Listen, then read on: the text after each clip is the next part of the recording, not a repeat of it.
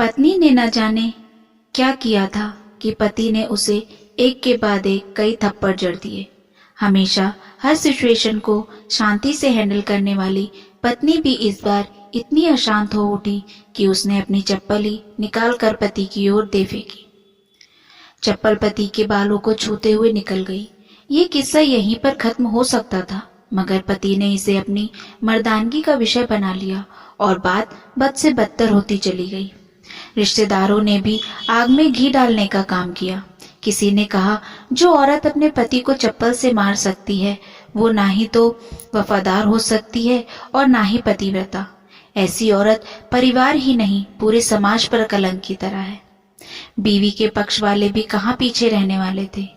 किसी ने कहा, 21वीं सदी में भी जो स्त्री के साथ मारपीट करते हैं उन्हें तो जेल भेज देना चाहिए। तो कोई कहता, जरूर उसको कोई और पसंद आ गई होगी, इसलिए अब पत्नी से मारपीट करने लगा है। बात कोर्ट तक पहुंच गई। दोनों पक्षों ने एक दूसरे के खिलाफ केस फाइल कर दिया। पति ने चरित्रहीन होने का तो पत्नी ने दहेज और शारीरिक उत्पीड़न का आरोप लगाया। 2 वर्षों से अधिक समय के लिए केस चला था। इन 2 वर्षों के दौरान दोनों पति पत्नी अलग रहे थे। इन 2 वर्षों के दौरान दोनों पक्षों के समर्थकों की संख्या कम हो गई थी। पहले जहां दोनों पक्षों में समर्थकों का समूह होता था, अब गिने चुने लोग ही रह गए थे। पति पत्नी दोनों की आर्थिक स्थिति भी इस समय के दौरान नीचे गिर चुकी थी। जिन्हें वो अपना शुभचिंतक समझ रहे थे, पैसों की बात आते ही उन्होंने भी अपना पलड़ा झाड़ लिया था। अगर कोई देने को राजी भी हुआ तो मोटे ब्याज की शर्त पर। आखिरकार वही हुआ जो सब चाहते थे, डाइवोर्स।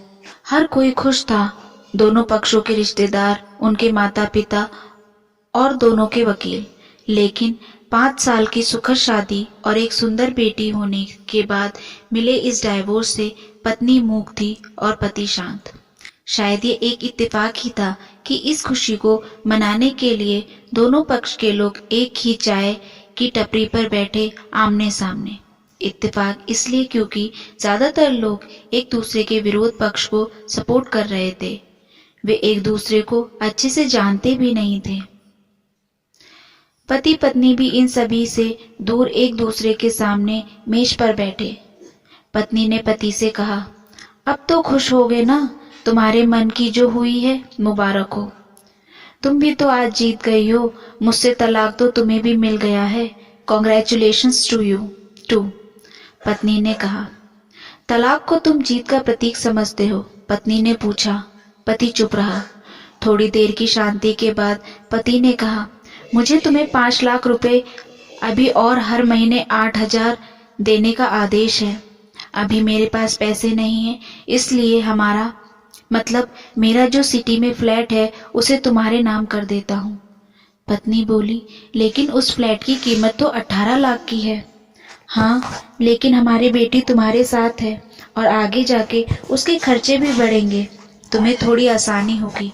पति ने कहा, नहीं नहीं, मुझे सिर्फ 5 लाख ही देना और तुम हर महीने 8,000 तो देने ही वाले हो, मैं मैनेज कर लूंगी। अगर 5 लाख नहीं है तब भी कोई बात नहीं, पत्नी बोली।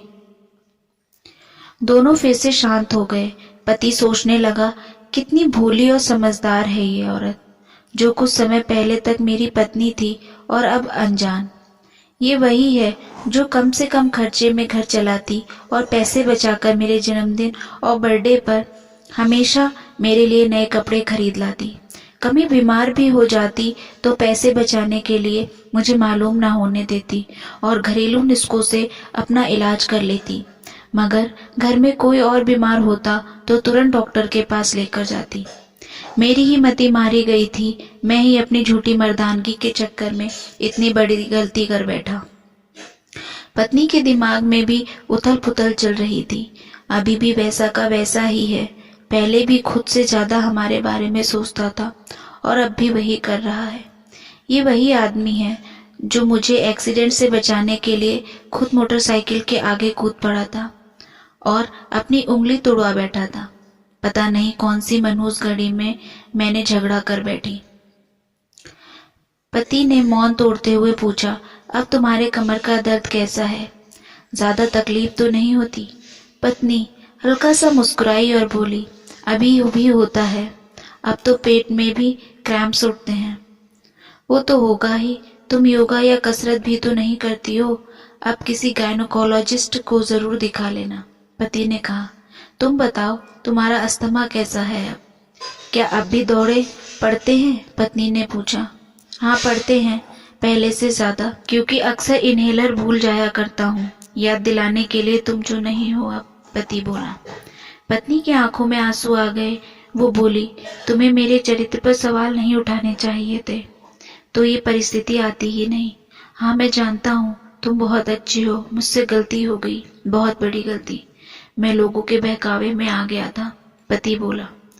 तुमने भी तो मुझ पर दहेज का इल्जाम लगाया था, वो बोला।